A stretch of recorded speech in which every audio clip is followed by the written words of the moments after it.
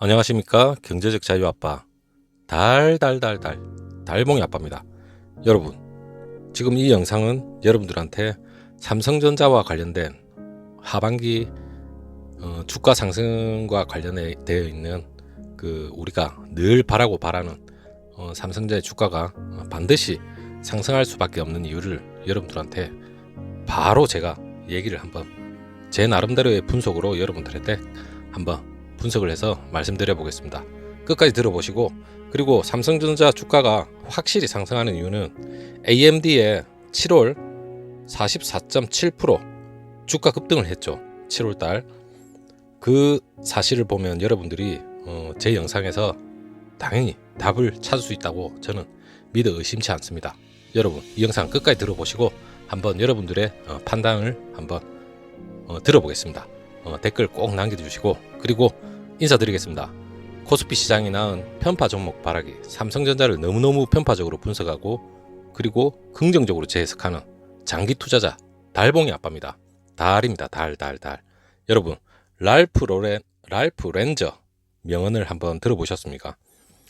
주식 시장에서 모두가 흥분해서 달려드는 주식에 프리미엄을 붙는 건 여러분들 아시죠? 일종의 오락세라고 하죠. 그런데 아무도 쳐다보지도 않고 따분한 주식, 쳐다는 보겠죠, 삼성전자. 하지만 늘 따분했습니다. 따분한 주식은 늘 할인을 해줍니다. 이렇게 할인된 가격으로 여러분들이 거래가 되고 있는 주식을 많이 사두시는 게 제가 생각했을 땐 분할 매수겠죠. 이렇게 되면 삼성전자가 여러분들의 경제적 자유를 저는 일정 부분 보장해 주지 않을까, 이렇게 생각합니다. 자, 형님, 누님들, 구독자님들, 그리고 제 채널을 방문해 주시는 모든 채널 영상 보시는 모든 분들한테 다시 한번 인사드리고, 지금 비가 지금 어느 정도 소강 상태인 것 같은데 비 피해는 입지 않으시는지 걱정이 많이 되네요. 자, 바로 한번 시작해 보겠습니다. 여러분, 여러분이 생각했을 때 반도체 팹리스 업체가 여럿 있습니다.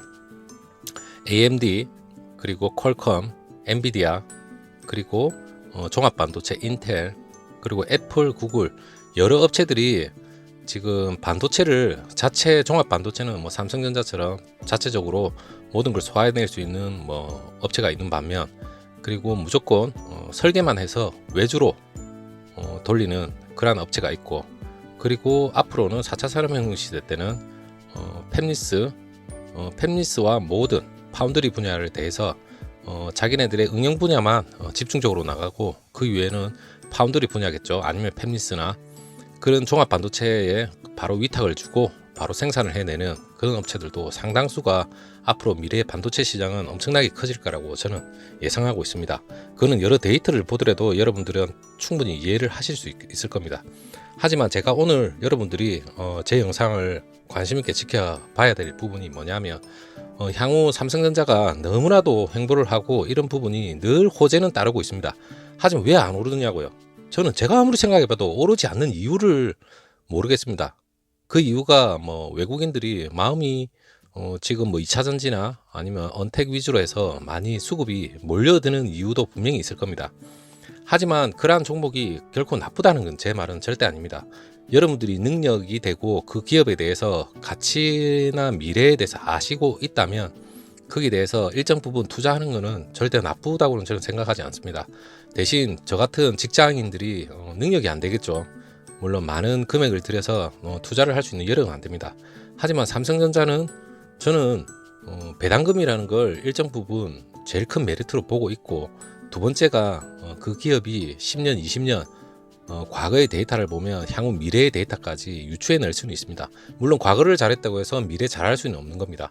하지만 이러한 호재들이 하나씩 제가 편파적으로 분석하고 긍정적으로 계속해서 재해석하는 와중에 삼성전자의 미래가 분명히 어둡지 않고 미래가 밝다, 이렇게 결론이 나온 상태에서 여러분들하고 공유를 하고 있습니다. 물론 제 공유가 100% 맞지는 않을 겁니다. 그렇다고 해서 여러분들이 초등학생의 지적 수준으로서 제가 투자를 하고 이러한 공유를 하는 그러한 영상에 여러분들이 몰빵을 하고 있는 돈 없는 돈 다 긁어 모아서 이렇게 무모하게 하진 않을 겁니다. 항상 여윳돈으로 주식시장에서는 투자를 해야 되고, 그런 와중에 여러분들의 여윳돈이 은행 금리보다 훨씬 나은 미래의 경제적 자유를 뭐 안겨다 줄 수 있는 그러한 재테크가 되겠죠. 자, 이제 한번 시작해 보겠습니다. 그 AMD가 기존 삼성과의 협력 관계가 유지되어 있는 것은 여러분 다 아실 겁니다.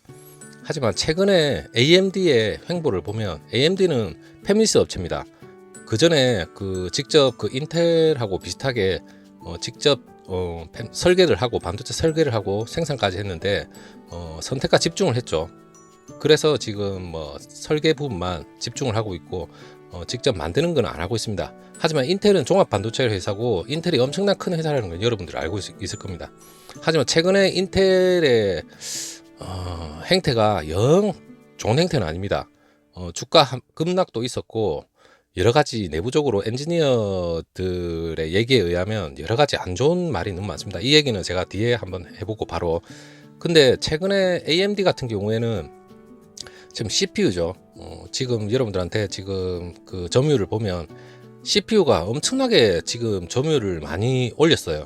그 인텔과 비교를 하자면 인텔은 최근에 보면 지금 14나노 10나노, 7나노 공정에 대해서 7나노 공정 같은 경우에는 지금 너무나도 지금 일정이 많이 늦춰져 가지고 2022년에 2023년에 지금 생산 예정에 있습니다. 이것 때문에 뭐 주가 급락을 하는 이유도 있고 전문가들의 말에 의하면 뭐 여러 가지 악재적인 그런 얘기가 계속 나오고 있습니다. 하지만 지금 AMD 같은 경우에는 지금 CPU AMD가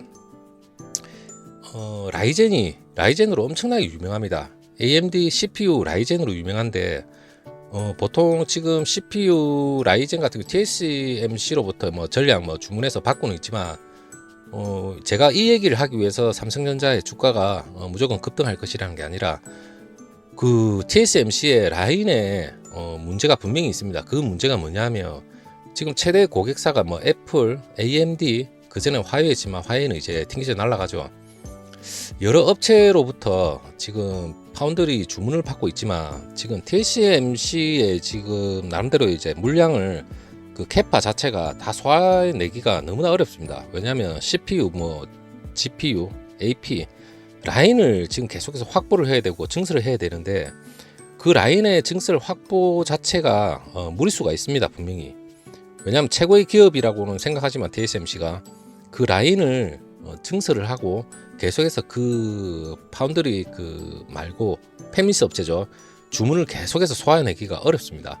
향후 이게 1년, 2년, 3년 가면서 특히나 7나노급은 삼성전자하고 TSMC가 지금 파운드리 분야에서는 세계 최고의 기술을 가지고 있습니다. 전 세계에서 두 기업 말고는 생산해낼 수 있는 기업이 없습니다. 그렇다면 AMD 같은 경우에는 최고의 지금 현재 20% 정도 그 라이젠이죠. 라이젠 유명하지만 20% 정도 점유율이 엄청나게 올랐어요. 인텔 같은 경우에는 지금 계속해서 점유율이 떨어지고 있고 지금 참고로 얘기하자면 CPU 메인보드 가격 자체 같은 경우에는 라이젠이죠. 제가 인텔과 비교를 해보면 CPU 메인보드 가격이 AMD 같은 경우 PC가 66만 8천 원 정도 되고 인텔 PC는 162만 원입니다. 거의 뭐 AMD가 2배 이상 저렴합니다. 그리고 그 대표적인 예를 들어서 싱글코어 테스트를 했는데 AMD는 141점이고 인텔은 159점입니다. 뭐 가격을 보면 당연히 인텔이 높았지만 가격적인 측면을 보면 AMD가 분명히 우세합니다. 그리고 멀티코어 테스트라고 있는데 여러분 여러 가지 뭐 이런 전문적인 용어는 여러분들이 아실 필요는 없어요. 그냥 큰 맥락으로 보시면 되니까 AMD 같은 경우에는 멀티코어 테스트에서는 뭐 1552점, 인텔은 1484점을 받습니다. 가격도 싸지만 멀티코어 테스트 같은 경우에서는 우세합니다. 당연히 AMD가 우세하죠. 그러니까 뭐 AMD가 점유율이 바짝 오르고 있는 거는 여러분들이 아셔야 됩니다. 이 부분에 있어서 CPU 라이젠의 경쟁력이 엄청나게 뛰어난 거죠. 그리고 AMD가 전체로 보면 X86 시장에서 보면 지금 현재 18.3%의 점유율을 가지고 있는데 이거는 2013년 4분기 이후에 최고의 기록입니다. 대단하지 않습니까? AMD가 대부분 주요 사업 부분에서 강력한 성장세를 지금 지속하고 있는데 이거는 말 그대로 지금 인텔하고 비교했을 때 인텔이 위태위태합니다. 제가 인텔 지금 얘기를 하고자 하는 이유가 인텔 수석 엔지니어입니다. 전에 이제 수석 엔지니어 있었던 분이 비판을 했는데 일단 전문가들의 얘기에 의하면입니다. 제 혼자서 뭐 이렇게 막 얘기를 하는 게 나불나불 되는 건 아닙니다, 절대.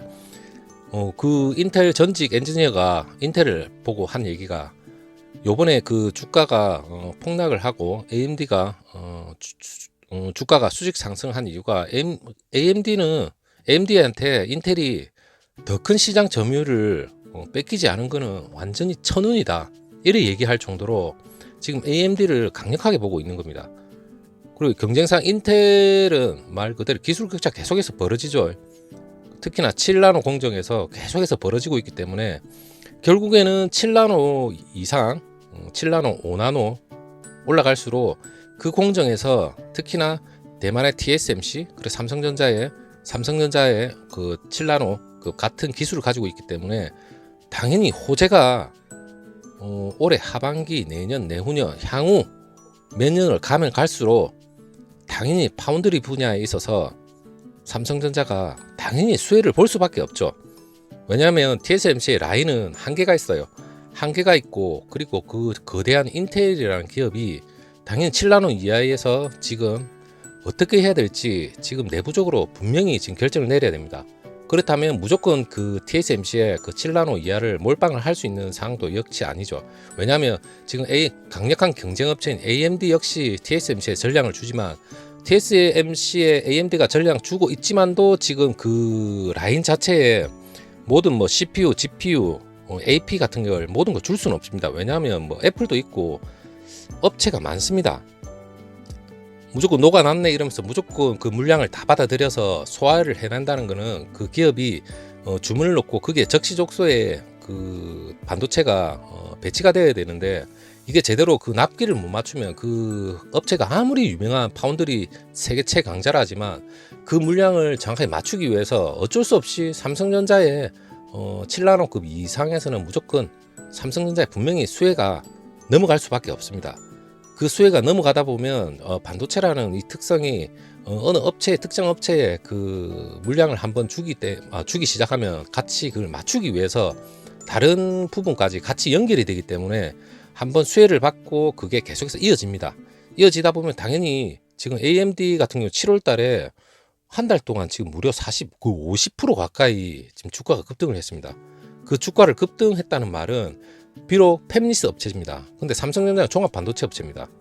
이게 물량을 하나씩 받기 시작하면 당연히 삼성전자의 매출은 급상승을 할 거고 분명히 그렇다면 당연히 주가가 선반영이 되겠죠. 그 주가에 선반영되는 부분이 지금 삼성전자가 횡보를 하고 있다는 이 자체에 여러분들이 너무 연연하지 마시고 분명히 AMD나 인텔의 그 자기네들의 공정상의 문제가 당연히 있기 때문에 무조건 TSMC의 물량이 전량 가지 않는다.